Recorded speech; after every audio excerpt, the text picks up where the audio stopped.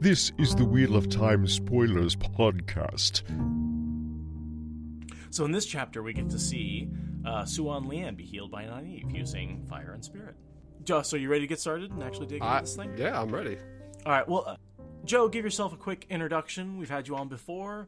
Yeah. Multiple times, and both on the SpoilerCon on the Fire and the Ways episode, and on chapter, I want to say 21? Yes. Yeah, so my name's Joe Perry. I'm from the Talk Around Riyadh podcast. We focus, me, Tom, and Jen, my co-host, we focus on the upcoming television production of the Amazon Wheel of Time show.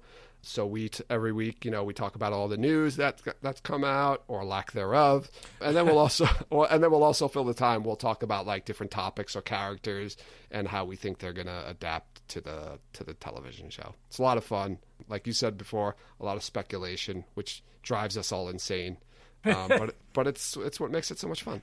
Right. And good speculation sometimes can take you a place of just like, oh, that would be a good idea. Like those are fun places to go. Mm-hmm. Oh yeah. And you were last on chapter 26, so just FYI. Yes. Okay. So that was a fun chapter, and I'm excited to dig into this one, because this is To Heal Again, chapter 30, and our symbol is the Flame of Tarvalin, which is Nyneave healing Suian and Lian after healing Logain. I'm going to go ahead and read us in, not very far. Something pushed against the shield Nyneave had fastened between Logain and the true source. Building into the shield began to bend, and the weave trembled on the brink of ripping apart. She let Salidar flow through her, sweetness reaching the very edge of pain, channeling every thread into spirit, into the shield. "Go, Elaine!" She did not care one bit if it came out a squeal. Elaine, the light shine on her, wasted no time on questions. She bounded out of her chair and was gone at a dead run. Logain had not moved a muscle. His eyes held Nyneave's. They seemed to shine. Light, he was big. She fumbled for her belt knife, realized how ridiculous that was. He could probably take it away from her without sweating a drop more than he already was. His shoulders suddenly seemed as wide as she was tall, and diverted some of her weave to air, to bonds that fastened him right where he sat, arm and leg. He was still big, yet suddenly he looked more normal, entirely manageable. Only then did it occur to her that she had lessened the strength of the shield, but she could not channel a hair more. Already the pure joy of life that was Salidar was so strong in her that she nearly wanted to weep. He smiled at her. Leave that there. So my question for you, do you think he could have broken out if he wanted to?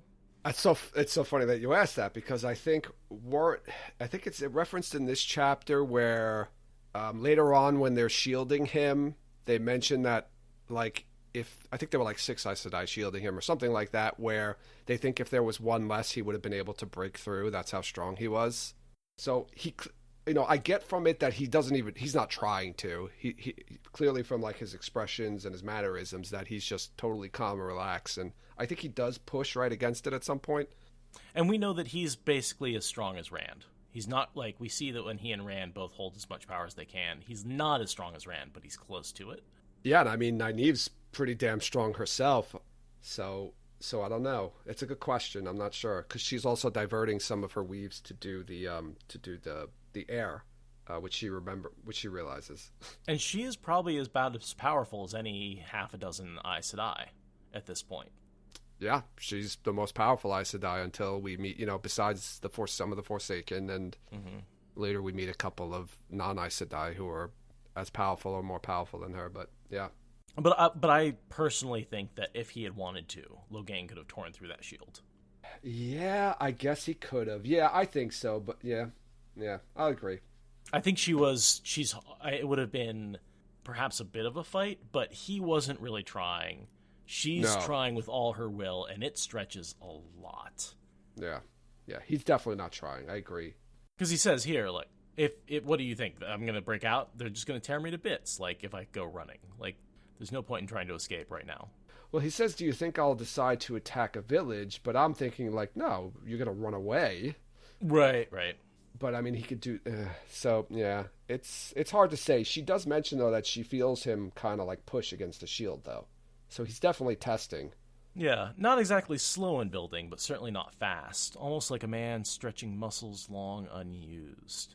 pushing at something not with the intent of moving it, but just from the need to feel those muscles moving again. Yeah, I like that. I like that little description of that too. Like, I think he's probably just checking, like, wait, can I really channel? And he was trying to see, like, can I, did she really heal me? He was kind of surprised about it and was thinking, wanted to test it and see if it's really true. Right. Like, reach out for the source and be like, oh, that is there. Even though it's shielded and blocked, that path is open for me again. Mm-hmm. And I can feel the shield, which is probably different. Because, like, what would, if you shielded someone who was gentled, what would happen? They wouldn't even be able to, like, feel it, right? Yeah, it's weird, too, because when the, we're jumping ahead a little bit, but when the other Aes Sedai come in, they shield him, kind of not believing that Nyneave actually did heal him, but they shield him anyway. And that made me think of, like, well, can they shield somebody who can't channel? And they wouldn't, like, do they know, like, this person can't channel? I didn't even know if that was possible, and I don't think they ever address it, really. Isn't there some sort of connection that you have to be shielding? And if the connection is severed, wouldn't it, by definition, be unshieldable? And then I started, yeah, you're right. And I started thinking about, well, right, being gentled is different from, like, burning out, where, right, because you can still sense that Sar, right, you can still sense Sidene or Sidar, the one power, but you just can't reach it. So I'm wondering if that had any kind of effect on it, where if it's because he was gentle that they could technically shield him. They never really go into the details of it, but it's kind of interesting and an open item on the list. The way I kind of think of it is that in order to you're on an island, and in order to channel, you sort of have to cross this bridge, and gentling severs that bridge, and so you can't cross over it without falling off. And shielding is kind of like putting a roadblock at the end of the bridge. Okay. And, like, the bridge is still there, it's just cut off. And, like, and even on a person who couldn't channel, you can still put a roadblock at the end of the road. There's just no bridge there, if that makes sense. Yeah. That's my best guess, is how that works. It's quite interesting, for sure. But we see, like, I mean, when Nyneave and Moghedien are fighting, Nyneave is trying to basically sever her. She's literally trying to cut her off. And the difference between severing somebody and shielding them is just how sharp that edge is. So, in a lot of ways, it's going to cut through the same thing. Yeah, and I imagine, I assume that if you were burned out, you wouldn't be able to Nyneave wouldn't be able to heal that. Yeah, we talk about that with She Who Is No Longer. Is that Rianne Corley? No. Oh, Mistress Anon. Sital Anon. Sital, yeah. Okay. They do attempt to heal her, but because she was burned out, the damage is too great, and there's not. Basically, it's like the explosion destroys the whole bridge, and there's no gap to bridge. It's just the whole thing's gone. Yeah, it's gone. Yeah. Okay. So there does seem to be a difference between burning yourself out, which is a more violent act, and being severed, which seems to be a more surgical act. Yes, and it would make sense. The surgery can be repaired, whereas the explosion is probably not repairable. Yeah. I wonder, too, I was thinking, and I don't know if maybe you talked about in the last episode, why did Jordan choose fire and spirit to be the two parts of the power that heal, channeling? Was there any significance behind that, or he just thought that was a cool name for a chapter? Yeah, I wonder about that. I mean, spirit makes sense to me because you need to form the bridge, but maybe it's sort of like, I don't know, iron and wood when you're making a rail, right? One sort of forms the basis, the ground, and the other one sort of forms the skids for the power to slide on. I don't know. That's a very good question. I could see it being the reverse, like you burning bridges. If you gentle somebody, you use fire and spirit. But yeah, sure. But why does rebuilding it need fire and spirit? Do they ever say what powers they use to sever somebody, to still or gentle somebody? Not as far as I know. No. Only that Nyneave uses a blade of pure spirit to try and fight Moghedien, and that is something that she can sever her with. So I would assume pure spirit. And the shields are made of spirit, right? They're pure spirit? No. Absolutely. Totally. Okay. I got nothing. Okay. The next thing I had was him talking about, this is his great quote about seeing Rand. Yes. In Camelin, which is such a great throwback to Eye of the World. Yes. I saw a man who will cause more trouble than I ever did. Maybe it was the Dragon Reborn. It was. I don't know. It was when they took me through Camelin after I was captured. He was far away, but I saw a glow, and I knew he'd shake the world. caged as I was, I couldn't help laughing. Yeah, that's a great callback. I agree. And then I guess this is us knowing that Logain has a talent. Yes, the talent for seeing Taviran. Yes. And you find out why he was laughing at that point, because, Rand remembers that Logain would laugh when he, looked in his direction and laughed. Totally. And now you know why he freaking laughed. 6 books ago. Yeah. And I remember reading that and being like, all right, guys, it's going to blow your mind, but this is, in 6 books, we're going to find out why he's laughing. And this is the quote. This is the quote that tells us that, he was laughing because Rand was there. That's why he threw back his head and laughed. Not in defiance, not out of anger, because he saw just how much havoc Rand would wreak in the world. Yeah. And this is the second person, right? We meet that who can see Taviran, right? Swan, we learned earlier, right? Yeah, Swan and Logain. Later Nicola, later we learned right. can see Taviran. I was going to say there was a third person. It's funny. In my, I remember last time we recorded, I was mentioning that I was, reading Lord of Chaos in my reread, and I'm actually up. I was just past that part where Matt enters Salidar and Nicola sees that he's Taviran. Oh, right. I'm like, oh, that's such a. That's for later episodes. Definitely for later episodes. Oh, okay. So in comes Shiriam and everybody else. Yes. Poor Elaine didn't do well. She was only supposed to get Shiriam. No, and you know what? The thing is, she blurted that out in front of 2 Black Aja members. Black Aja alert. Yes, Black Aja alert. Yep. But she runs in, and we find out much, much later in the chapter. She's like, "Oh, I'm so sorry. I was so excited. I blurted out everything to Shiriam before I read Ramonda and Delana were there." So it's yeah. I mean, it's the leaders of the tower, of the little tower. But yeah. two out of the 3 are black. Yeah, and you'll find that out soon at the end of this chapter. At the end of this chapter. So this is interesting too, because we were just talking about how. Logain says, I'm not going anywhere. This place is full of, Aes Sedai. Why would I run? That'd be crazy. So when they come in, Nyneave loses her anger, and presumably, the shield is gone. Right. So there's a moment, or a long moment, or a couple of minutes where he's not shielded at all. Nope. And he doesn't do anything. Obviously, he's a smart guy. As far as we know. That's true, yeah. But yeah, the assumption is that he doesn't grab the source and start, he obviously isn't flinging power about or anything like that. I actually had to read this twice because I didn't realize. I was like, wait a second, was there a gap between when he was shielded? Because then the, is it Ramonda or somebody says, well, I guess we should, let's just shield them just in case. No, there was quite a bit of a gap, and that just shows that he was telling the truth, that he has no desire. He's like, no, breaking out would be stupid. You're giving me what I want. Yeah. It's interesting, though. You would think, he would have just bolted. But you're right. You can't. Where are you going to go? There was a dozen Aes Sedai just entered the tent. Right. The yeah. room, so you're going to strike out. They're not not going to give you a chance. They'll kill you. And he doesn't know gateways or anything, so it's not like he would literally have to run away. True. And yeah. He's surrounded by warders and Aes Sedai. This is one of those things where I do think the only reason he went nuts later is just out of pure panic. Yeah. He didn't want to have that happen to him again. So the next thing I have is just basically a segment where they are dragging her to Suian and Leanne and trying to piss her off as much as possible over the course of that walk, so she's ready to heal them. And by questioning her talents, questioning her abilities, questioning whether she's telling the truth, calling her a child, doing everything they know is going to piss her off. Yeah, switching her. Shiriam switches her in front of all the others. Yeah. It's funny because you don't realize it at first why you think, right, Nyneave thinks she's in trouble because she healed him. Right. So she's totally hysterical, what are they going to do to me? You're right. And then they kind of berating her and Shiriam switching her, and you're like, why are they doing that? And then you realize they're just trying to get her angry so she can channel.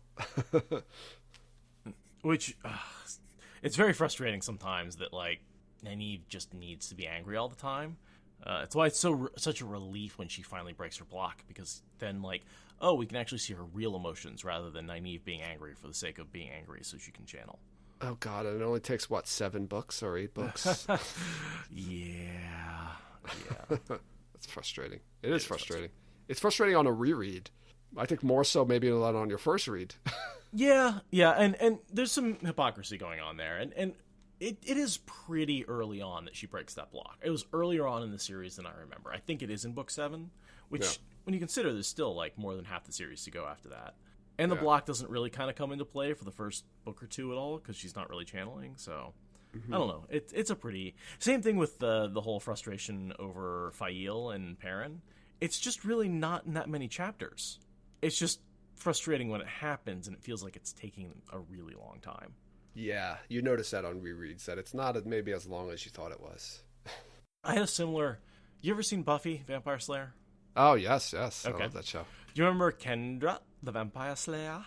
Oh, yeah, that was later on, yeah, I do remember. Yeah, so she, Buffy got strangled and died in the end of season 1 and came back. Very similar to Matt, by the way.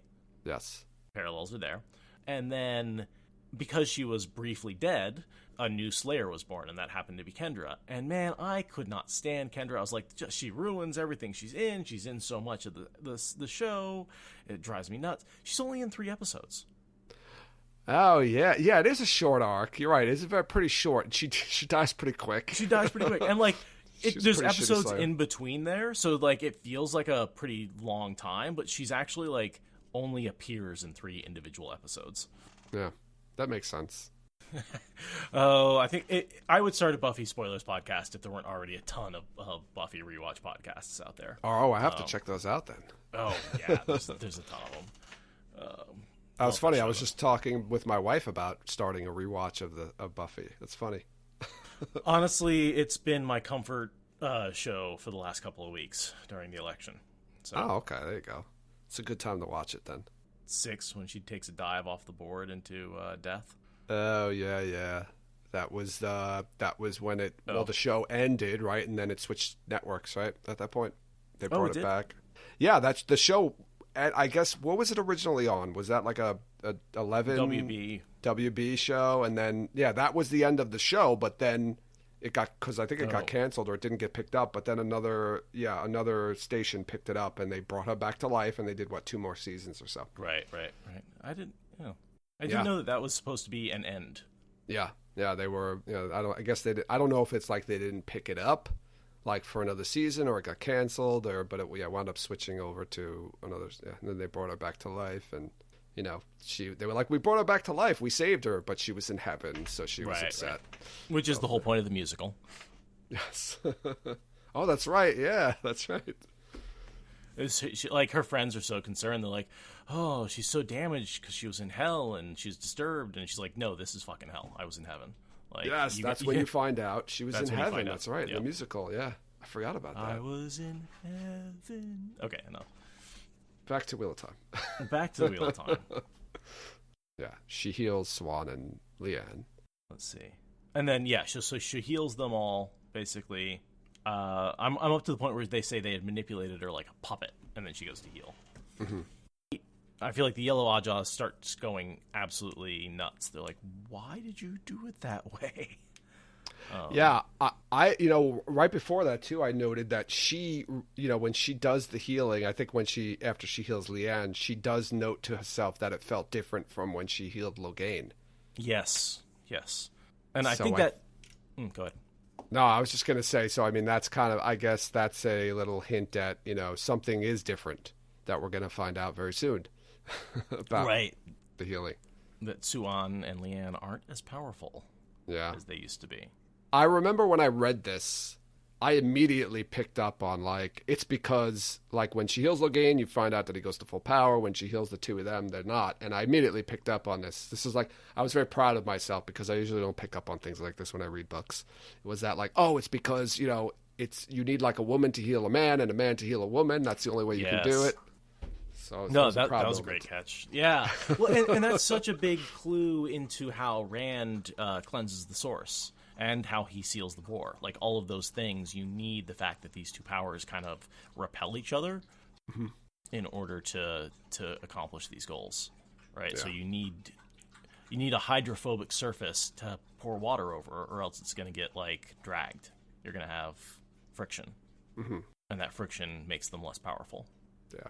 But then I like this little, like, once the Yellow Seer do it, they take all of their basically decades of experience and are like, oh, well, a smoother touch would be slightly better. And, like, they're right. They very quickly become better at this kind of healing than Nyneave is, because they have all the years, the centuries of experience in healing. And once they pick up there's, like, a whole bunch, later on in the series we see, she's like, well, just go to someone else. They're better at it than I am. Yeah, she gets so frustrated, though. She's like, they totally just, like, brush her aside and will, like instead of, acknowledging the fucking amazing things she just did, that even in the Age of Legends they couldn't do this. And they're just like, oh, well, we could probably do it better.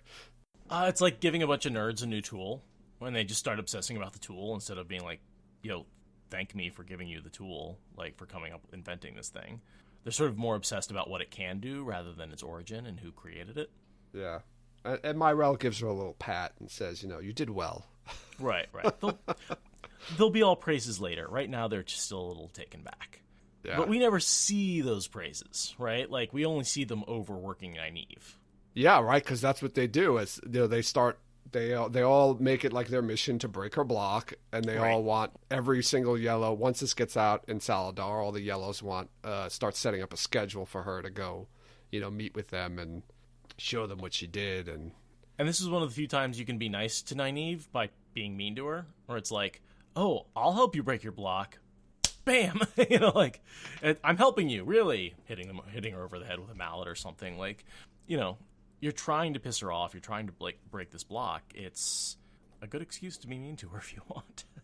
Yeah, right. And it's so horrible because to go and meet with all these yellows and show them what they did or, what she did, it all involves them pissing her off so she can channel.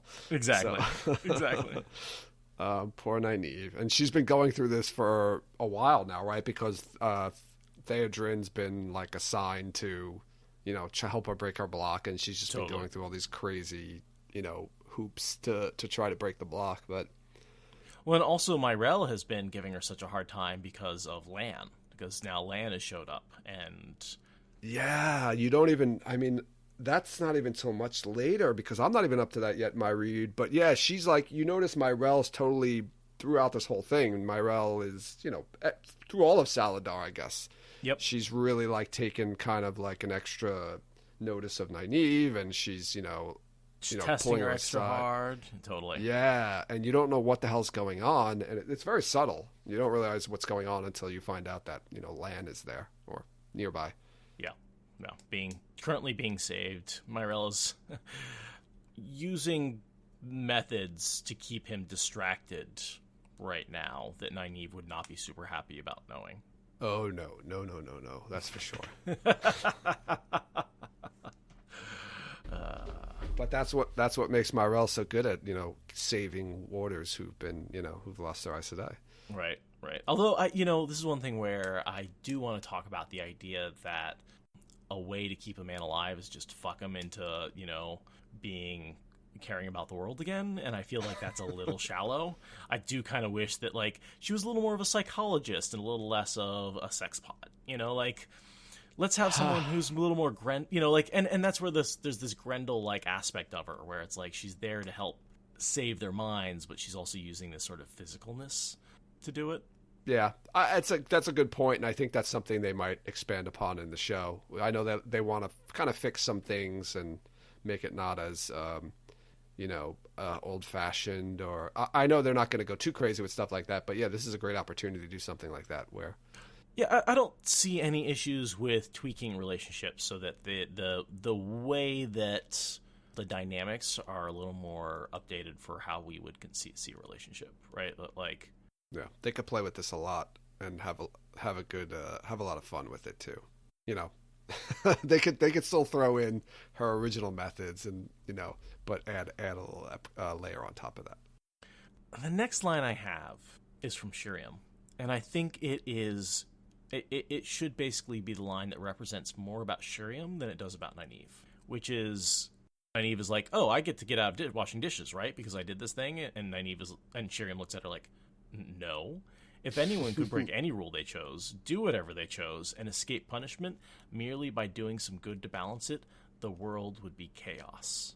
Yeah, that's so. You know what? I read that and I found that very interesting thing to say, and you know, For Shuriam especially. yes, it's very ironic that she's saying it for sure.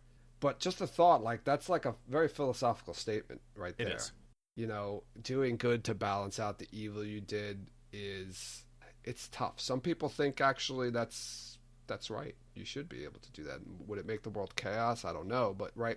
But there are a lot of people who do that, who do bad things, and they think, oh well, I'll just do something good to make up for it.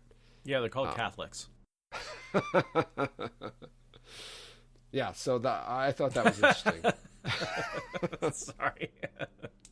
But yeah, I mean that idea of religious forgiveness, this idea that like I can do evil and then go ask forgiveness for it and then atone for my sins and make up for it. Like to me that's not she's saying that's not an acceptable way to go about your life. And that's very much also an Aiel way of looking at things, right? Like in Aiel way your punishment can cancel out the rule breaking, but doing good cannot. No, it's actually a little bit more sinister.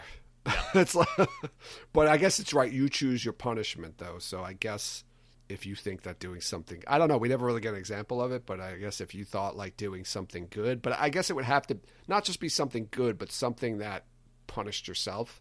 So it could be doing something good, but it would have to punish yourself as well. Sure, in the way that Suian becomes a maid, right? That she's punishing herself, but through service. Sort of what the Guy Shine is. Yeah, it's not like Egwene's meeting her toe, where she's just getting beaten. Beaten it crap. Jesus. Yeah. But that's that. You know, she doesn't have time to be Guy Shine. She doesn't have time to serve them. That's why she chooses that route. You know, that is her choice to be like, no, beat me because I don't have time to make up for the toe through service. And it winds up helping her later on. Yeah, well, you know, getting trained to be beat, I guess, is helpful. I'm not entirely sure. Well, it helps her. It helps her, yes. The learning to smile and learning to laugh while being punished. Yeah. Yeah, and right after this is another interesting part, right? Because they say like, oh, well, right, one of the Aes Sedai says, well, I guess we have to gentle Logain again. Sure. And then Carlinia brings up a whole point of like, do we really want to do that? We're trying to separate ourselves from Elida and her group. If we just regentle him... And this is, I guess, after all of the rumors have been spread about the Redajah setting him up.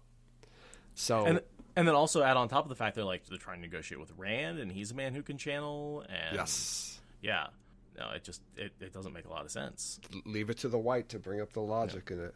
And speaking of rereads, one of the chapters I just listened to is when Egwene, as the Amarylline Seat, lets Logain go, and the reason she does that is because basically the Hall is talking itself around to gentling him again, basically at the urging of Halima and Delana. Oh, yes. And, you know, there's some of the Black Ajah who want him gone, and yeah, they're basically talking themselves around to gentling or executing him, and Egwene is like, I cannot allow that to happen. I cannot have that injure my relationship with Rand. And so that's why she lets Logain go.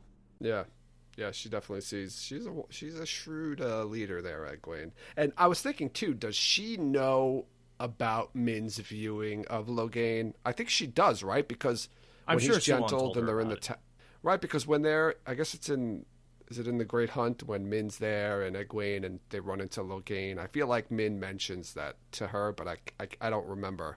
Yeah, I don't remember, but you know, Suian is there as her mentor and telling her everything, and like vital information. This viewing that Min had about Logain over and over and over and over again for 6 months while she was traveling with him. Like, I'm sure she's going to mention that to Egwene in one of the strategy meetings. Like, that would be... Yeah, and Carlinia's dead right, so go her. Makes total sense. No, and those are those two sides of the arguments that, like, I feel continue on for a while, and then when the wrong side looks like it's going to win, that's when Egwene takes things into her own hands. Mm-hmm. Yeah, and you're right. That's all Delana and her putting that into trying to put that into play. So, and then I just have the end of that is her just realizing that she's never going to have another free moment to herself now that the Aes Sedai want her time constantly. Nyneave just wanted to scream. Yeah, she gets dragged out. And everybody wants to talk to her now. Yeah, everybody wants to talk to her. Yeah, poor Nyneave. And then we get to switch to Suian's POV, which I like the way this works, where we switch from Nyneave is talking to Suian, we switch to Suian's, and then Suian's talking to Delana, and we switch to Delana. Sort of like it walks us through the chapter from one person to the other, so we sort of get to see the scene from a couple different perspectives.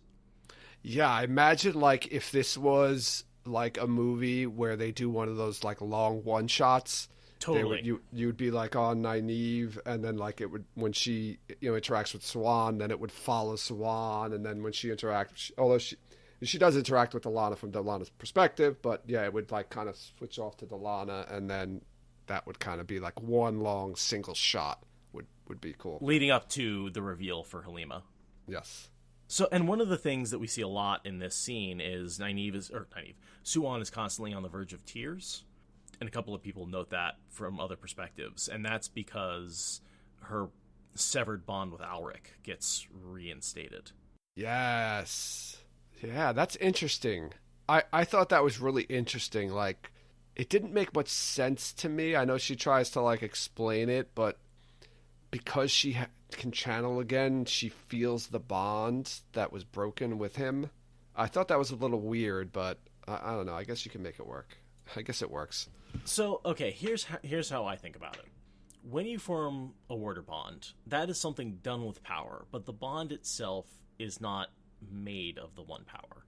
In the same way that you can start a fire with one power, but fire itself is not one power fire. Yeah. The bond is an effect of the one power. But that effect goes through the part of your soul that can channel, right? That bond goes through the bridge. And so when the bridge was severed, she no longer had connection to the bond and couldn't feel that overwhelming grief that it caused. But the bond was still there because it wasn't destroyed with her ability to channel. And then when that bridge was restored, she could sort of walk that path again and feel that grief for the first time. Yeah. I understand the first part totally. I think it's weird that now that she can channel again, all of a sudden the feeling of the broken bond comes back too. It's, I don't know, it seems weird to me. It's just not a natural grief, it's this artificial grief that's forced upon you by magic. It is tough to explain, but it's sort of a magical grief rather than a natural one. I do like, though, like it sets up, though, Liane, and, she goes to Liane and asking, because I totally had forgotten that Liane had, the reason Liane doesn't have a warder is because she had one who died 15 years ago. Right. And then she, the pain was so much for her that she never bonded another warder. But now she feels like she can take on 3. 2 or 3, if not 4. It's like, damn. Well, because she's really sort of reintroduced the idea of men into her life. Yes. Like she's gone like full force. You could say that, yeah.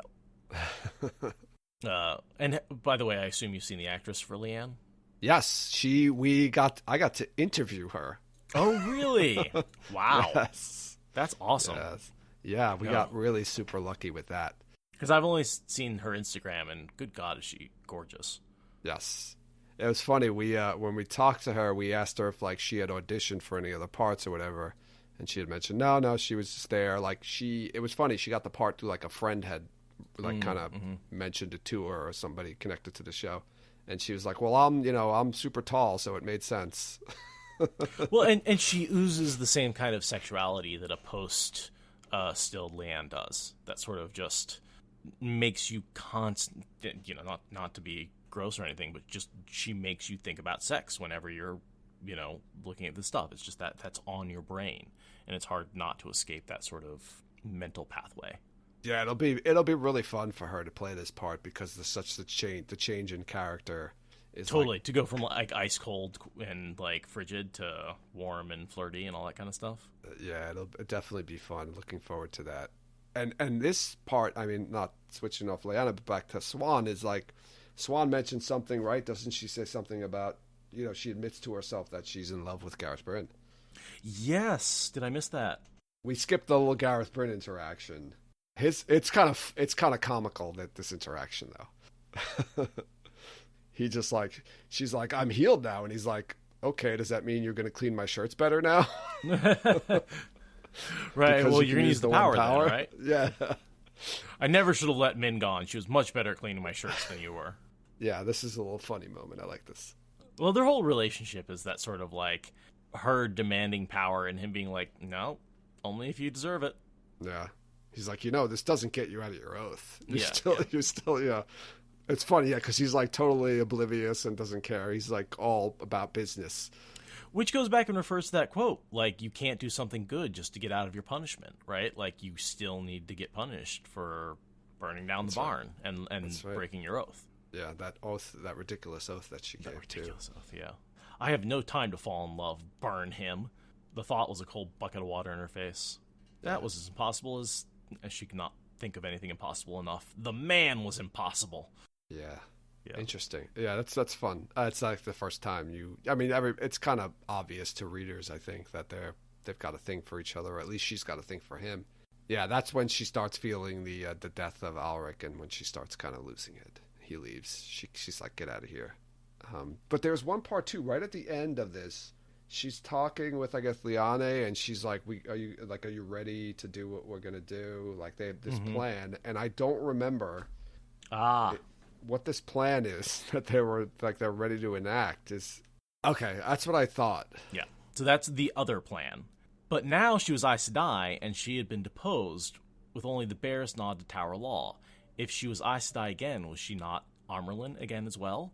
So she's being like, dude, no, we're skipping the Egwene plan. Just make me Amyrlin again, and I'll be the rebel Amyrlin from the Rebel Hall, exiled Amyrlin seat. Oh, she had to know that was not. There was no chance of that happening. I mean, I think it's a pretty good idea, right?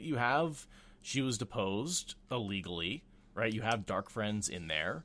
She's Amyrlin. She's Aes Sedai again. Like, she should be able to walk up and be like, no, you thought you deposed me, but I'm still here. Nice try. Yeah, they could. You're right, because her deposing was like unlawful under like a technicality, right? Because there was nobody there from. It was entirely lawful. It was just the minimum number of Aes Sedai that could depose her, and if one of them was, let's say, a Forsaken or Black Ajah, then it wouldn't be valid. Because I feel like wasn't it because there was nobody from the Blue Ajah there, though? Wasn't that the reason why it invalidated it? Because I think you need to have at least one person from each Ajah involved. I'm not sure if that's an official rule. I thought it was just a percentage of the hall. I'm trying to remember. I feel like there's something, though, where at least like one person I thought at least there had to be at least one sitter from each Ajah there. That's part of the consensus, but I can't remember. I mean, that would make sense, but when does the White Tower ever make sense? That's true. There's a lot of holes in their laws. Yeah. Oh, no. So the only way to remove an Amyrlin is death or resignation. Oh, besides death or resignation, is to depose her, also requiring the greater consensus of the Hall of the Tower. So the greater consensus is unanimous, though the sitters from her former Ajah need not be present. So the Blue Ajah doesn't need to be present. But I don't think she had. I feel like the Elida didn't have like the full hall there or something like that. No, she had the bare minimum. She had like you only need a certain number of sitters to call the hall into session, and she had the bare minimum number that she needed. Yeah. So if she'd been even one person short, the hall wouldn't have been convened, and then an illegal convening means it's an illegal deposition. Yeah. I know. Egwene states that, like, do you think that anyone there was Black Ajah? And, like, sure, she's got the book, and, like, of course, like, Shuriam and Delana and freaking Alviarin, I think. Alviarin, right. Yeah. I think even Messana was one of them. So it's like 3 Black Sisters and a Forsaken. You know, like. That sounds like a song. It's the sequel to 4 Weddings and a Funeral. Yeah, 3 Black Sisters and the Forsaken. I like it. But yeah, no, that's and a deposition. So, you know, if any of those votes were illegal, which they of course were, because those people shouldn't have votes, then that whole thing was, and Egwene makes the point. That's why you never depose someone with the bare minimum, because if a single vote is suspect, then the whole thing's illegal. Yeah. But it was technically legal under the law. Which is why Gawain is such a fucking idiot. Because he's like, no, that's the law. Every bad thing they say about Galad is actually what Gawain's problems are. And so this is a summary of the meeting that Suian had. She's basically recounting. She went off. Oh, no, so she goes off to do battle. So she takes off. And we switched to Elaine. And we switch to Elaine. That's interesting. It's not really... We forgot about Elaine. She's in the middle there. Because it's not really a POV switch, right? Or it's not like a section switch. It's just so... It's one of those weird times where you POV switch sort of in the middle of a scene. Yeah. Or we're almost... Yeah, it's weird, right? Because you're right, because Suian goes to do battle with the Hall, but then she goes to Delana right shortly after, I guess, she does battle with the Hall. This is one of the few times where I think we're actually like third-person omniscient in the story. So, right, Suian goes to do battle with the Hall, quote-unquote, and then she, there's a piece with Elaine in the middle, and then she goes to Delana, and you, I guess, infer. So this was my thought about that plan, because she goes to Delana talking about the Tirangriel, the Dream Tirangriel. So I was wondering if that was part of her plan, or another plan. But I guess we're getting ahead of ourselves. So. Well, let's talk about this conversation between Nyneave and Elaine. Because they're talking about running away after an exhausting day, basically. Yeah. Rotating schedule she's been put on with all the yellows. But this is one of my favorite quotes here that I feel like sums up a lot of what the problem is with channelers in the Third Age. I never thought of that. I never thought of it. And to me, that is just... There's so many things that people are like, well, why don't they just X, Y, and Z with Quendiar? Or... use gateways to do this, or use, we think of all these really creative ways to use their power. This is why they don't do it. They did not think of it. Yeah, and this happens again later on when Egwene comes and she mentions traveling, and Nyneave again is like, traveling? Why didn't we ask Mulgedian to show us how to travel? Like, right. It's the same thing. It's the same exact thing, basically. You don't know what you don't know. Yeah. And that's how ignorant. When the Forsaken make fun of these people to be children, they don't even know what they don't know. They don't even know what questions to ask. Yeah. And that is such a iconic line to me right there, where she's like, I don't know, I never thought of it. I almost feel like that's like a throwaway line that Jordan added in because of like a fan suggested it at like a previous like book signing. Like, why didn't they just do this? He's like, oh, that's a good point. Let me throw a line in the book to cover that up. Right, they never thought of it because it does it. I never thought of it either, even though it makes a lot of sense. Right? Why don't we just throw on these costumes and walk out of here? And because they really did sequester off the things that Mulgedian needed to know to do to hide, because they didn't want to even give anyone a hint of those things. Yeah, they got a lot out of her though. They did, and Egwene gets a fair amount more. Yep. When she becomes Amyrlin's seat. Yeah. I mean, she wrings traveling out of her right away.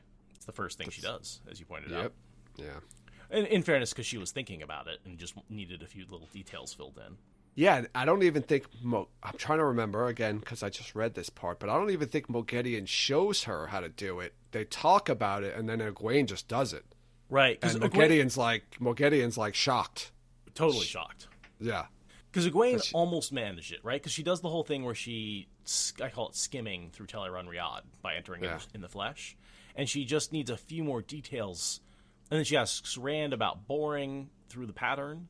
And because Rand talks about a gateway like boring through the pattern. And she asks Mulgedian about that. And Mulgedian's like, no, that's bad.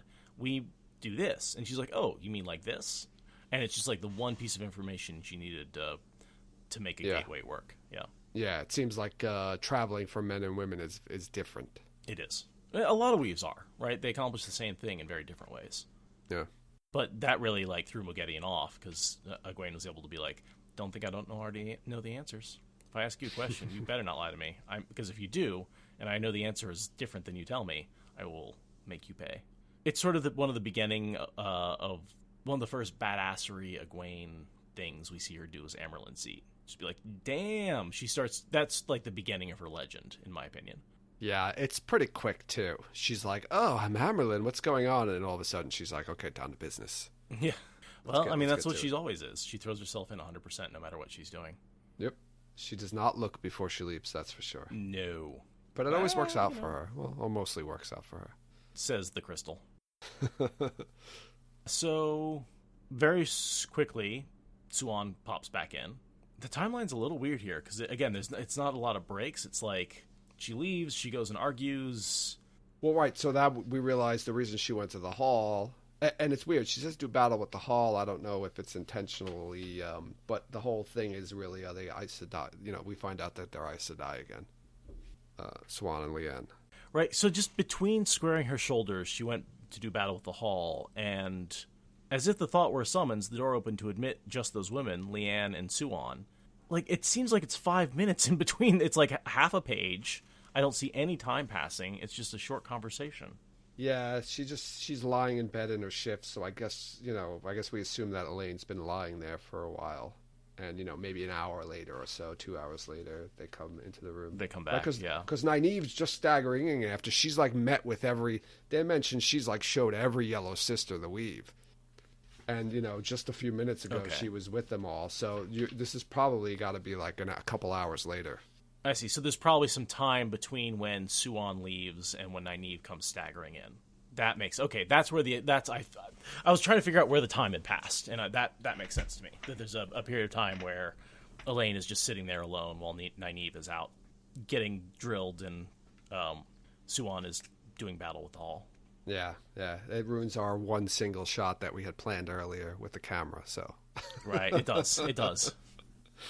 There's a couple hours in there that they have to throw this off. We get the information that the Hall thinks that all of their ties have been cut, very Dragon Reborn-esque.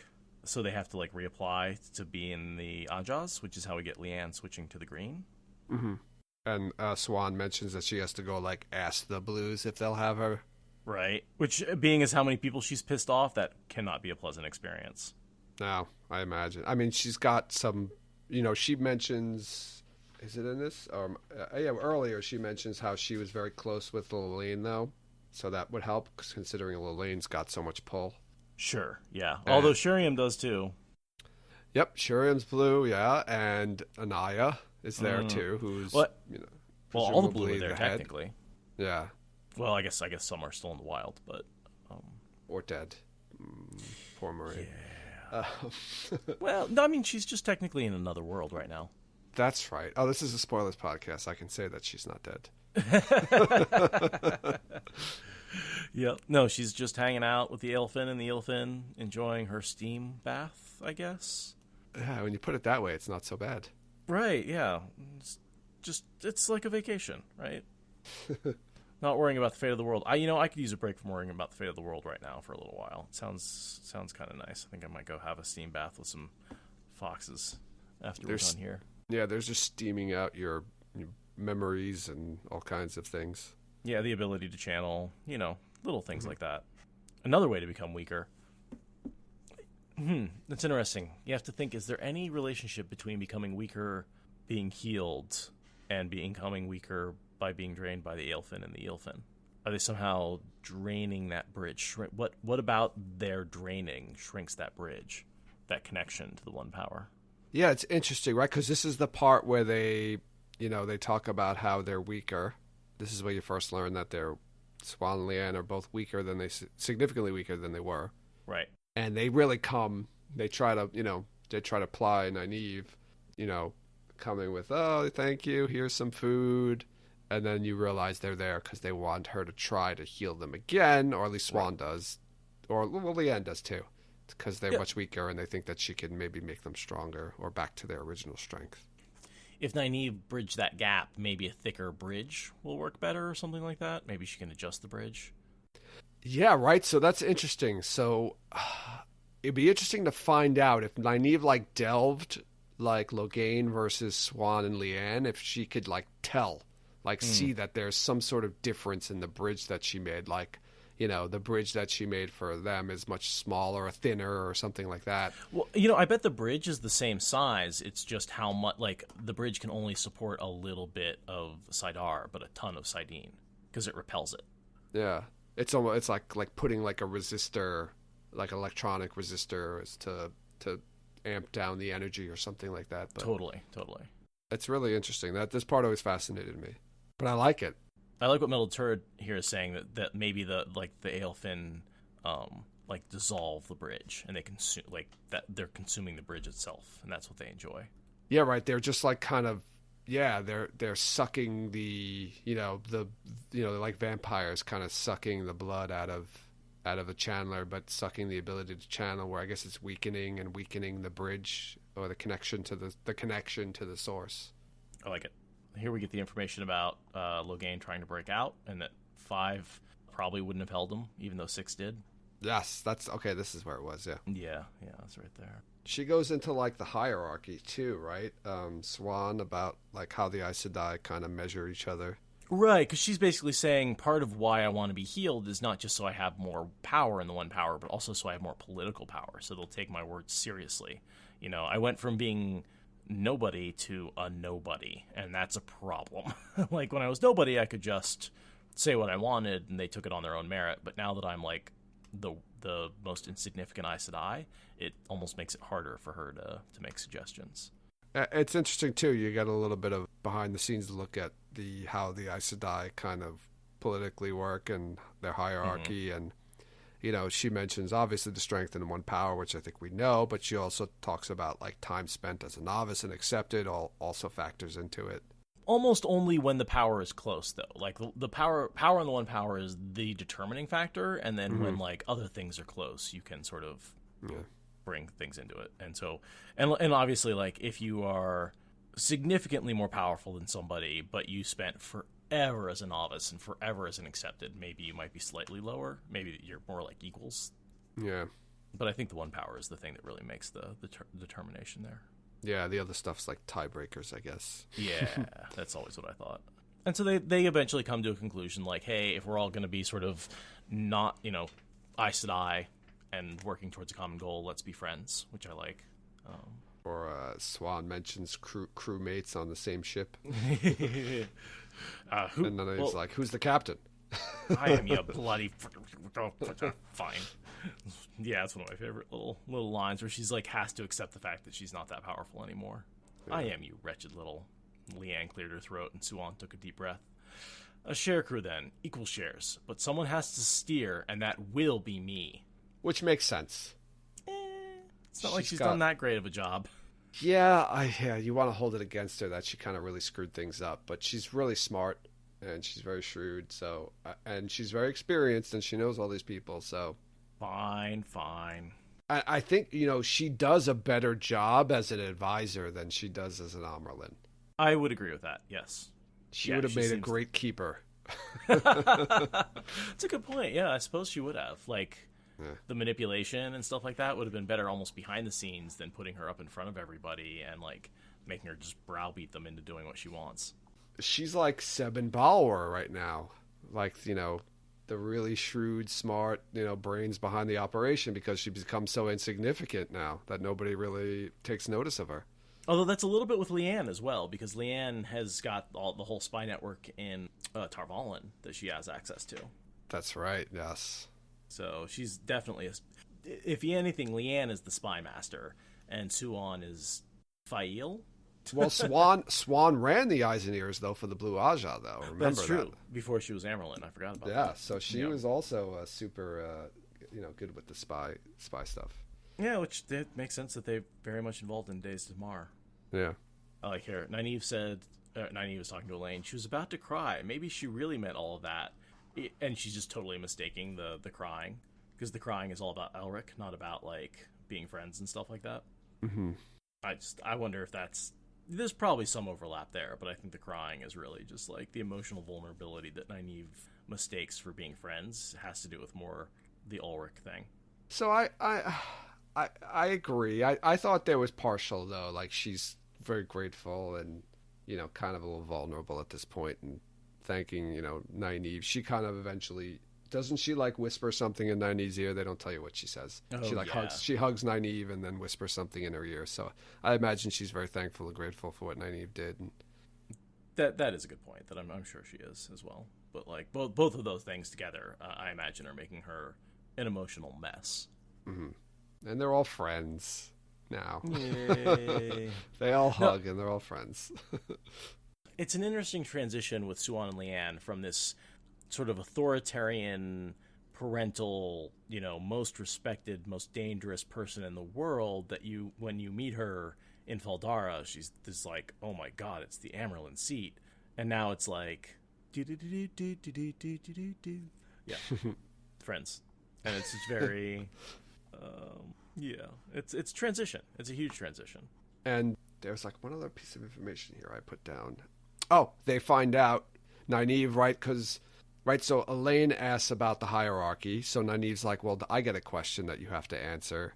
And she asks about the meeting in Teleron Riyadh with the Wise Ones.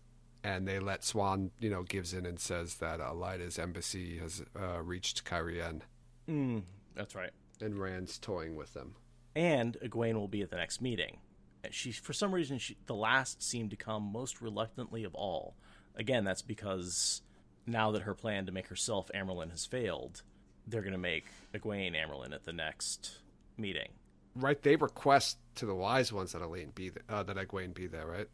Yeah, because they plan on summoning her as the next Amyrlin, and so that's sort of here. There's a thing where Elaine's like, she's hiding something, but I'm not sure what it is. That's what she's hiding. Yeah, and it's like a while away in chapters too. It's like 7 chapters away. Right. Well, because we get the whole. I mean, we get some other perspectives, and then we get Egwene's perspective. And then she gets summoned, and then she has to travel, and then she shows up, and then she has to get raised. Yeah, it's a lot. There's a lot going on between then and now. Yeah. Not that far, though. I think 30. I want to say it's only 6 chapters, maybe. I don't know. I guess it depends. Yeah, that's about right. Because we're on 30. 34 is the journey to Salidar through the Teleron Riyadh. 35 is in the Hall of the Sitters, and 36 is the Amyrlin is raised. So it's yeah, and it's 35. I think it's the Hall of the Sitters where she actually gets where the whole actual ceremony takes place. So that is coming up pretty quick, actually. We get we get a short break where I think we hang out with. She's summoned in 2 chapters. Yeah, we go back to Egwene. I think shortly after this. We do a quick White Cloak chapter, and then we go to Egwene, and we get a nice long Egwene series of chapters. Summoning. So do you want to wrap this chapter up with a little Delana POV, a little Black Friend social POV? Yes, this is the best part. This is the best part. Anything else you wanted to say about that whole the interaction and the healing of Leanne and how awesome that is? Just how awesome it is that she gets to be Leanne and Suian get to be Aes Sedai again. Very excited about that. No, I think we talked at length about it. Cool. You're like, no, I'm good. Move on. Okay. They set this up too, right? Because she mentions earlier in the chapter that she talks about Delana and Lelaine, how she was close to them or something like that. Right. Delana is a friend of theirs. Which I thought was weird. She mentions that she's was close with her she mentions about when they were novices, but you never really hear about her in A New Spring. I didn't really think about that. Yeah, I thought about that too. I was like, wait a second, she's not. I don't even know if they mention her in New Spring. To be honest with you, I'd have to do my research on New Spring. Let me see if I can pull that up really quick. Yeah, I'm just looking at Delana, looking her up and her timeline, and I don't think you meet her until Lord of Chaos. Well, I guess we can't talk about all our friends in the prequel, but the prequel was definitely written after this point, right? Oh yeah, I'm trying to remember now because the full novel wasn't written until after this, but the short story wise, I don't remember what year it was written in. Yeah. Well, just FYI, the name Delana does not appear in the text of New Spring. Yeah, that I know. I doubt it's in the. Like I said, I doubt it's in the short story because it's a hugely shorter version of the novel. So. No, maybe they were friends much younger. I don't know. Whatever. Yeah. So that's, I guess, yeah, maybe you're a friend of Suan's, but not Moraine's. It was 99 when the short story came out, so that's 5 years after this book. So, but yeah, just something I noticed. Yeah, I also like the way Delana described Suan's confrontation with the Hall as her outburst. It's not like a discussion. She didn't have a nice conversation. She didn't lay out all the points. She just went in there and started yelling at them, being like, "I need to be Amyrlin's seat."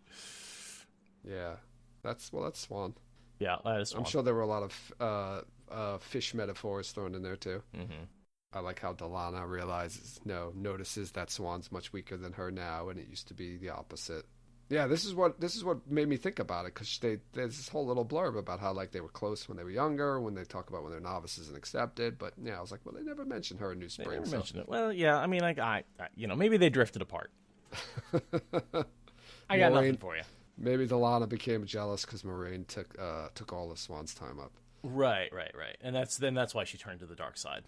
Jealousy of her friend. Yes, I like Yes. that. That's the headcanon now. We're headcanning it, definitely. She really, really, really liked Suian, and then when Suian started hanging out with Moraine, she totally was like, that bitch, I'm going to turn to the dark side. It's like a Mean Girls kind of thing or something. Definitely.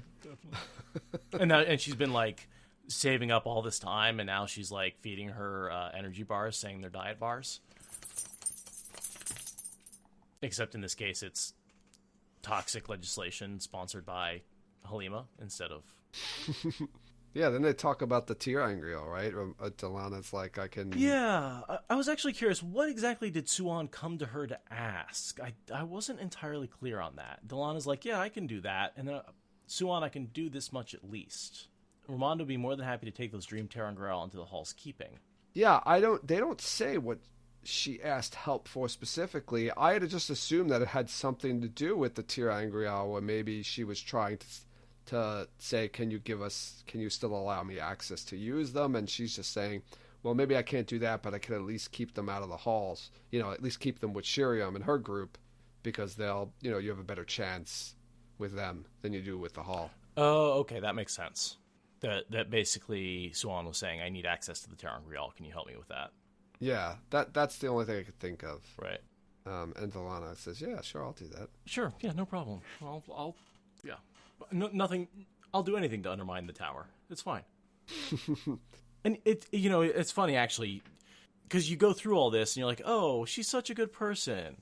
She's going to be the one protecting her friend. She hoped she made a good job of it, as her friend had. This whole like, oh, isn't that great? And then you get the reveal that she's black, Aja.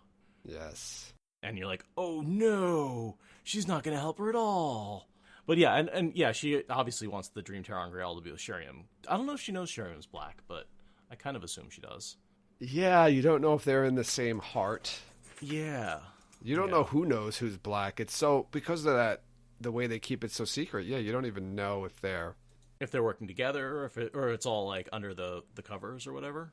Yeah, I almost feel like at this point, right? Because they usually have their hearts where only there's 3 of them that know each other, and everybody knows 2 others or whatever. Right. But I feel like at this point, when things start getting really close, like the Forsaken are released, I feel like people are getting more informed of who other Black Aja are, because they're getting a lot more missions. Like, you need to go do this, and you're going to meet this other Black Aja, and they're starting to learn who more of the other Black Aja Maybe, are. but when Pavara starts taking them captive, they still only know 2 others and getting them around the Oath Rod. There's the ones she takes captive still don't know more than 2.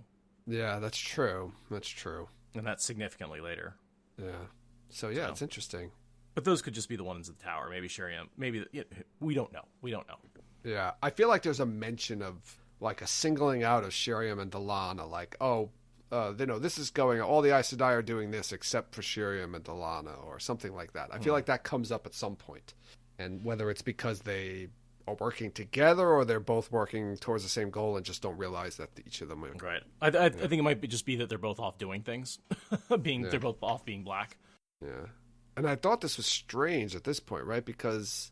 Right, the novice comes in and says that there's a woman looking for her named Halima, and Anaya told the novice to bring her straight to Delana, which I thought was suspicious at first, but then I realized, I looked it up, and because the whole Cabriana connection, apparently Anaya was close with Cabriana. So. Right. They were good friends. Cabriana was captured and tortured by Semirog, which is how Halima gets all the information about her. Yeah, I was reading this and I was like, wait, why does Anaya tell her? And I was like, wait a second. And then I had to like look. I was like, Anaya's not black, right? No. And then I was like, oh no, because Anaya was close with Cabriana. That's why, and that's how Halima presented herself. Right, as someone who's close with Cabriana. So she probably knew. She probably asked for Shiriam when she walked in, or asked for. Sorry, not Shiriam. Delana. Delana. Yeah. She does the secret Black Aja symbol. With thumbs thrust hard between the first 2 fingers. Is that just like the "I got your nose" thing that you do to little kids? Yeah, but you have to. Yes, but you have to have your hands at your sides. Right. That's totally. I got your nose. That's the Black Aja symbol. I never even thought about that. That's so funny. This is the first time I thought about that. But yeah, it's just like you stick your thumb between your first two fingers. That's what you do when you get a little kid's nose and you like stick that thing out and you're like, oh, look at that. That would be great if that was their symbol. Like when they see you, they go up and go, I got your nose. I got your nose. Except Ishamael actually takes your nose off. Yes. I got your soul. I got your soul. It could also look like a little snake tongue sticking out, maybe. That's my only other thought. Yeah, I have no idea how they came up with that. Yeah, it doesn't look like a bee. It's not like a cool like a bees like where you make like the letter B or something with your finger. No. They're not throwing up west side or east side. It's just like they're making a weird fist with their thumb. Bloods and the Crips or something like that. Yeah, it's funny. I like though that they have hand signals. And we get a little bit about the proverbial beggar. I like that the beggar eventually becomes like a character, Old Cully. Like he gets a name and everything. Yeah. Because everyone talks about the proverbial beggar, but we actually get to meet the actual proverbial beggar at one point. Yeah, really high-ranking dark friend. So totally. That's that was interesting too about this. Like, at first I thought, when you read this, you think that it's like a dark friend signal, but then you realize she mentions that it's the Black Aja signal, and that's what's kind of throwing her is like this woman's clearly not an Aes Sedai. So how does she know the Black Aja symbol? Because she clearly can't channel the female half of the source. I would be able to sense that. Yeah. Well, she can channel the male half of the source, technically. Yes. Fitting for Bethalmal to be throwing up the I got your nose symbol, because didn't his nose rot off? That's right. I forgot about that. So he needs a nose. That's a good point. That might be that might be a connection right there. That's the connection. That's where it came from. I love this too, how she says, she talks about Cabriana and how she fell from her horse, and Cabriana is the one who told her about Salidar. And then, Halima wants basically, her story to be told by Delana in front of the hall. And Delana makes a comment like, I'm assuming that Cabriana, she won't be making appearance to, prove me wrong or something like that, to that effect. Right. Like, she's not going to show up, is she? She's like, nope. She dead. Yeah. She's very dead. Semirog took care of that. Yeah. Yeah. She said, I could recite Cabriana's life. I know things she had forgotten herself. And I assume that's just compulsion, maybe? They got her to tell stories about things she would have forgotten? Or just in the depths of torture? Yeah. Yeah, exactly. Yeah. Things that she had forgotten that she even knew. Yeah. Because Semirog doesn't really use compulsion. She just sort of tortures you into being truthful. Yeah, right. She tortures her water, right? Doesn't she do one she taught pain, and the other one she's giving pleasure? She gives the warder pleasure, and then she's gets off on a monologue and forgets about it, and he dies in front of her, and she's like, "Oh, yeah, whoops. Oh well," and then goes back to torturing Cabrina. But yeah, we see this warder die. He doesn't refuse to leave his blankets or eat after that. He gets brain fried by Semirog using. He dies happy though. I mean, yeah, I guess technically. Very confused, but happy. And then, basically Halima is like, all right, this is not going to be a temporary position. I am permanent, and you are going to do what I say. And Delana is not happy about that until we get the secret name. That's right. Arangar. That was a name mentioned in her dreams. And we know dreams mean, most likely, one of the Forsaken talking to her in her dreams. Yeah, right. Arangar, so Osagar and Arangar are introduced in the prologue, right, to this book? That's the first time we hear of them? Yep. And so I'd assume at about a similar time right now that Osengar is heading over to the Black Tower to take on his persona there. That's right. And I think, right, that's when Deshiva appears is his first appearance in the next book. Does he appear in this book? Let me look. Let me see where Deshiva... Yeah, I don't remember what his first appearance is. Obviously, he's clearly in the next book, I think. Right. No, he's not in this book as far as I can tell. Okay. Mm-hmm. Deshiva appears in chapter 2 of the next book, Crown of Swords. So he's... Basically, next time we get back to the Black Tower, he's there.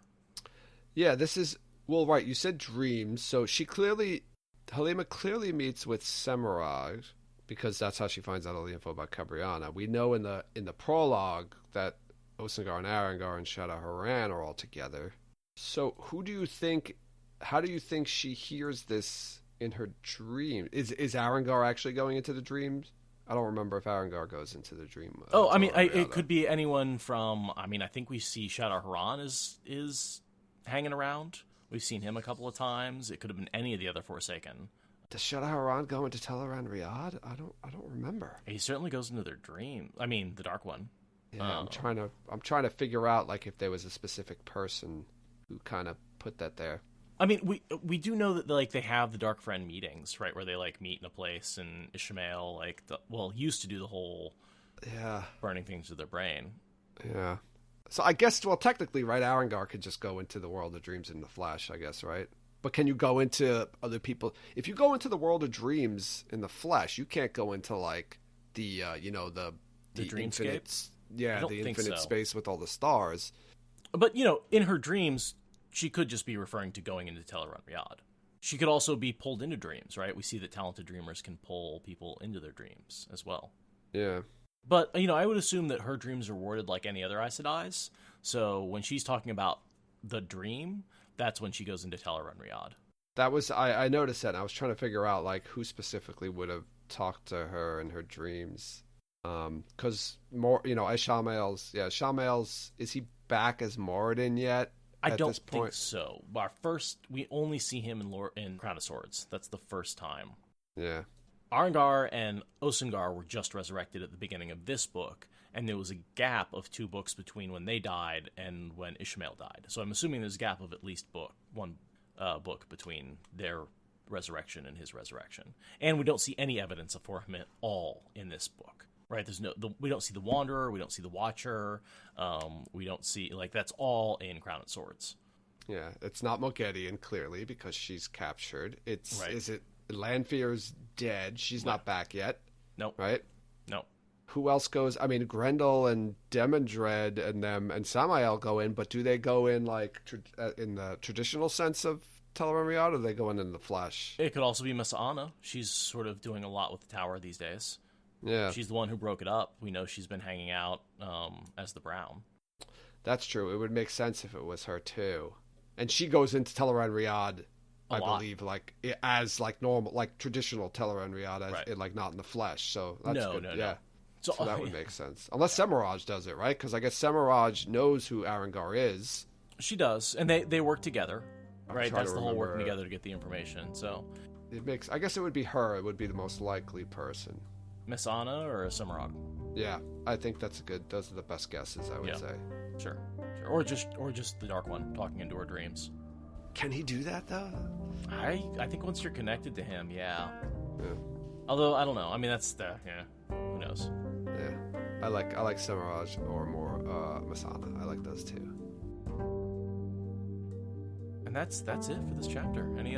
Anything else you wanted to say about this one? I don't know. I feel like we talked about every single detail in this chapter. That's what I like to do. Yeah, that was a fun one. It was good. Yeah, there was a lot of different things in there. It was good because you got different perspectives of kind of similar events going on. So.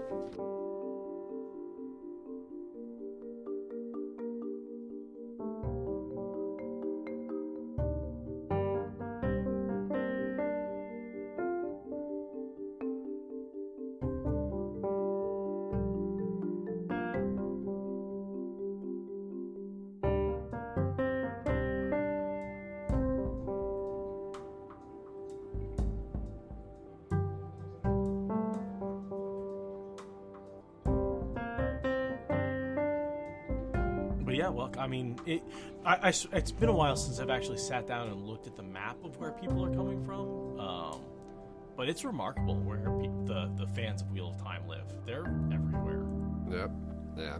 Yep. I wonder. It'll probably get bigger too once the show comes out. I certainly hope so. You certainly hope so. Yeah. I mean, well, they got an international cast, so I think that's gonna help a lot. When you get someone like Alvaro Morte, who's super famous internationally. Right. I think it was funny, somebody, I can't remember who it was, it might have been Narg, who was posting the Instagram followers or whatever of the cast of the Wheel of Time, and it was oh yeah, Rosamund Pike has whatever 100,000, and then it just was Alvaro Morte was his Instagram followers were more than the next 5 people combined. Oh yeah, he's had something like 1 billion followers or something like that. It's absurd. He's one of the most popular actors of all time, and I've never heard of him. But that's international for you, I guess. Yep. He's going to bring a lot of viewers. Oh, okay. I want to get your take on the sound preview that we got. Oh, yes. Wasn't that awesome? So, Yeah. So, we were talking about it, and, we think that there was so many leaks, right, leading up to that with photos and things like that, and all of that, new actors being identified as being on the show, and then all those set photos, and, culminating in that amazing array of photos from, with Rand, and it looked like to be a Faldara scene, filming at that fortress, and then you see Madeline Madden in costume, and I think Amazon was just so frustrated with all of these like leaks happening. They were like, we got to give them something. We have to give them something because they just keep digging and digging and digging, and we need to give them something to kind of appease them. So I think that's probably what it was, because it was literally that week or like the week after that all that stuff leaked out, that they released that. You don't think that wasn't prepped ahead of time for What Wednesday, and it just happened to be the same week? I don't know. I don't think so. Lauren from Unraveling the Pattern immediately was frustrated because they got the Aes Sedai symbol backwards. Yeah, okay. So I have an argument to make about that. Yeah. Because it's not backwards. It's backwards from the at least the chapter icons show. Yes and no. Okay, so I've been trying to find the right words to say this. But essentially the icon has 4 orientations, right? Mm-hmm. No, I'm not going to. I can't do this without a visual aid. This is very hard to do over the podcast. But essentially, it can either be swirling, assuming the big end goes first, it can either swirl clockwise or counterclockwise. Mm-hmm. And it can either be right side up or upside down, right? Yes. And I think that if it was upside down, which, it was swirling, so, like, it was obviously not, there's no upside down, right side up. But it should have been swirling the other direction. It should have been swirling counterclockwise to match what's in the books. So it's not that it's swirled, and it's that the white, so the flame has to, right, I guess ideally the flame is facing up, which is the white side, right. And the black side is the fang facing down. And in the chapter icons, and I guess there was the whole thing, too, about the Path of Daggers. When they first released it, they put it backwards, and then they re-released it with it corrected. Right. But, so the white side and all the images that you see from, the chapter icons and the covers is on the left side, facing up. Whereas the teaser had the white side facing up on the right side. So it was kind of reversed. And I like... So I liked, though, one person's, was Tom DeSimone was talking about it on the Dragon Mount community show. And he said, maybe they're trying to say that the TV show is not really the Wheel of Time, but it's a mirror world of the Wheel of Time, which I thought was kind of cool thought. But that's not what they really screwed it up. But no, see, and this is the thing. I disagree entirely, right? I know everyone says that. So I see what you're saying. This is why I wish I had a visual medium to say this, because it works really well drawing. Because there's 2 ways to get it wrong, and they got it wrong in the less offensive way. Because if you draw the symbol, okay. So and I'm gonna in that case, that's obviously the wrong orientation because it's swirling. And as long as you have something swirling, you're always going to be able to point out that it's upside down. Well, right? It's not upside down, right? Because if you rotate it, right, and you get it to where the fang is down and the flame is up, the flame is on the right side when that happens. So it's inverted. Yeah, that's right. That's the other thing. Yeah. So it's inverted across a mirror, but it's not inverted. Exactly. Yes, but they could have gotten it wrong in the other direction, where no matter how you swirled it. Yeah. Yeah, it's just a mirror. It is. It's literally a mirror. Yeah, that's all they said. Okay, yeah, and I guess what I'm trying to say here is if you put this on a banner, which is where it's from, right? It's on Rand's banner. Yes. And when you sew this into the banner, you don't sew 2 sides of the banner differently. You just sew it straight through, right? Yeah, the other side of the banner would look like this, yeah. And so this is the other side this is the back side of the banner, which is different than the banner being upside down, which is what it was on the cover of the book. Yeah. Oh, yeah, you know what? I don't even remember now. I'd have to look that up, but you're right. You might be right. It might be upside down, totally. There's 2 ways to get it wrong. And they got it wrong in the way that is different from the way it was wrong on the cover of the book. On the cover of the book, they took the banner and flipped it 180 degrees. They rotated it. Whereas, God damn, this is hard to say without any sort of visual aid. Just link, do what I do and just link pictures in your show notes. Yeah, so I'm going to have to. Yeah, it's in the show notes. But it's, there's a difference between, there's two ways to get it wrong, and they got it wrong in the other way, and in my opinion, the less offensive way. Yeah. Yeah, they had it they actually had it upside down in the, so here I have here's the Incorrect Path of Daggers cover. So yeah, the black part is facing up. It's the flame. They mixed up the colors. Exactly. Yeah, they flipped the colors, which is different than seeing the backside of that banner. Yes, you're right, because if the backside of this banner would still be wrong. Exactly. It was funny though, because Lauren was immediately commented on Rafe and what I prime like what I'm prime. You got it backwards. I know. He was very frustrated about it.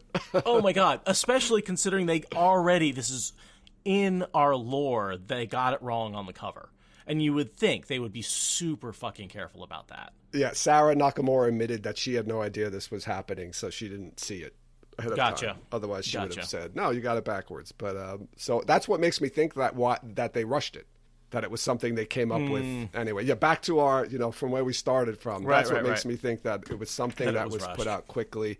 The other thing is the background noise. It's clearly looped. The background crowd noises in the background. I don't think that's like the finished background sound from that scene. I think they just slapped it together and put it like, we need some background noise. Yes. To fill it in, just to put it up there quick, which is also makes me think is why they put it together quick. I have no idea what scene that is though. That's tough. I immediately thought Winter Night, but then I don't know. So I think the background noise is definitely Winter Night. I think the conversation might be about Perrin and Egwene getting ready to jump in the Alguenia. That's what people were. Yeah. So if they're doing that, because there's women in the background. Obviously, there really aren't any women at that point in the scene. So yeah, if they're really screwing with us and they're mixing a background with a foreground audio, and then yeah. My other long shot guess was like, it's very distractive. It kind of almost sounds like a party could be going on in the background. Could be a little deceptive. I mean, the other thing is, it's like Winter Night, and they're behind like they're hiding somewhere, and they have to make a run for it. Yeah, or maybe it's. So my other long shot suggestion was that it was Perrin and Egwene with the Tinkers, and they were about to dance with the Tinkers. That was all Tinker. That was Tinker partying sound in the background. Now, the only thing we got from Rafe was that there is something in that scene that is not in the books. So technically, there's no way to like quote unquote guess it, even if somebody got close. The detail was not in the books. And yeah, the Dusty Wheel did a whole show on Monday about it. Like they literally, Matt went through, like, he took all of the responses and filtered them and eliminated ones that it couldn't be. And they talked about like, which ones they could be. And it was interesting. I haven't had time to do that sort of deep dive. So I'm glad you guys are out there doing the TV show, because I'm still here. I'm like, damn, I got 8 more books to get through. Oh man, I so it's funny, like some of the, at least you're doing a spoiler podcast, right? So you don't, you're not putting anybody through this for the first time. No. Like imagine like some of those first time reader podcasts, like you're literally asking somebody to read an entire series over the course of like 5 years. That's like hard. Like they can't jump ahead. It's tough. Yeah, they're insane. Yeah, like I don't know how Brett stays married. Like that relationship should go down the tube.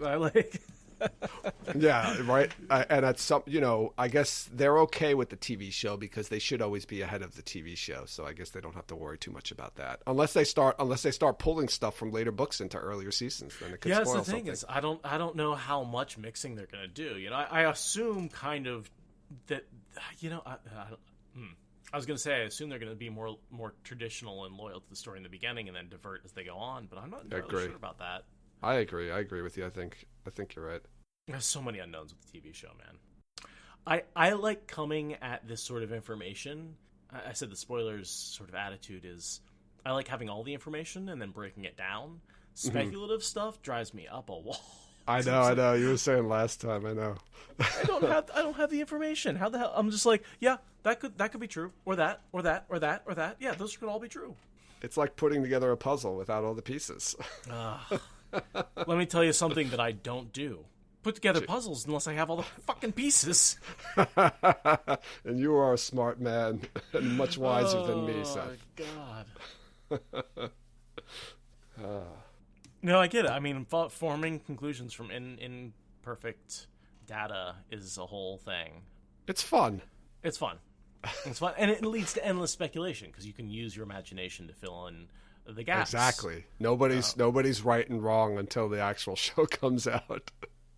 Thank you for listening to the Wheel of Time Spoilers podcast. Rate us in the Apple Podcast app or support us on Patreon. Is that good enough?